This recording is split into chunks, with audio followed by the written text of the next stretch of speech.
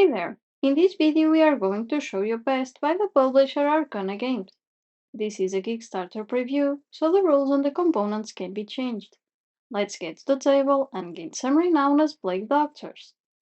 On your turn, you are going to assign one of your assistants to the action grid on your player board, and that will determine which two actions you are going to perform that turn.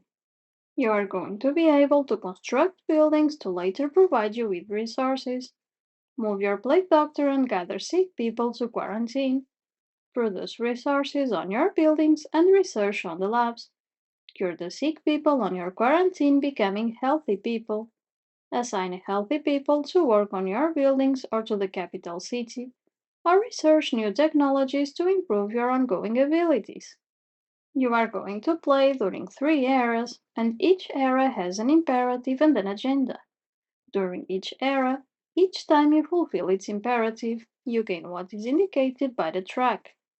By the end of each era, in case you have fulfilled its agenda, you gain renown. In addition, by the end of each era, the players validate the capital city requirements and gain bonuses depending on their healthy people on the capital. Then, all healthy people are removed from the capital city to the general supply. Each era is divided into rounds. On the beginning of each round, a pest card is revealed to indicate where the pest is spreading. Sick people are going to appear on the board on the indicated locations or roads, and you might have to host some of those people at your quarantine. After the arrival of the sick people, if there are at least 4 sick people at the same location, they spread to the adjacent locations and the current location is destroyed. By the end of each round, an 8th card is revealed and all players gain a benefit depending on their current influence. On your turn, you are going to assign one of your assistants to the action grid on your player board, and that will determine which two actions you are going to perform that turn. You start the game with only 2 assistants to use every turn, gaining a third by the end of the first era and a fourth by the end of the second era. Only by the end of each round, you will retrieve your assistants from the action grid. Also, you should note that you cannot perform the same action twice on the same round. With the production action, you receive a resource from the type indicated by your castle, and extra resources from the constructed buildings with assigned healthy people. You should note that each special building has a different feature that can help you decide which building to construct first. In addition to the resources produced by your buildings, you gain research tokens according to the position of the healthy people working at your labs. With the moving action, you can move your plague doctor through roads up to 2 locations, considering that when you have one of your buildings on a location, it does not count as movement. When you move through a road or to a location with sick people, you have to be able to host every person in your quarantine and have available food for all of them, except the first person per location. In alternative, you can place your containment camp into a location from where you gather sick people in order not to have to spend food. If you end up your movement in a location that is not destroyed, you will gain 1 resource from the type the location produces. With the construction action, you can construct your personal buildings on the map, spending the indicated resources, or you can construct the buildings of the capital city. When constructing a capital city building, you immediately gain the indicated reward. When constructing your personal buildings, you are allowed to construct only where you have your plague doctor and where you have your containment camp. Then, you place the corresponding production resource on the respective place of your player board to indicate the resource type it's going to produce. In addition, you will gain influence for every village, town, and city you construct on the map. Gaining influence can provide you with immediate benefits and can grant you more renown by the end of the game. The position on the influence track determines the order to play in reverse order. The 3 actions on the top row can be enhanced. With the help of a research token, you can move your plague doctor 1 additional location.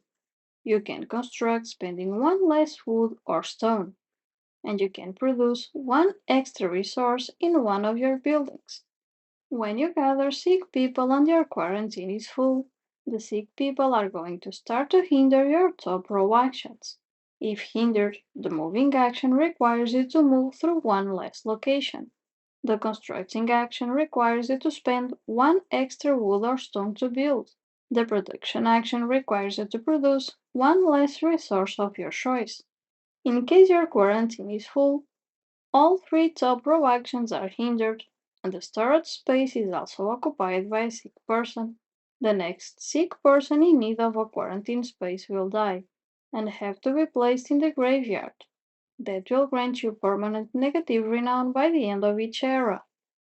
With the research action, you spend research tokens to acquire a technology card.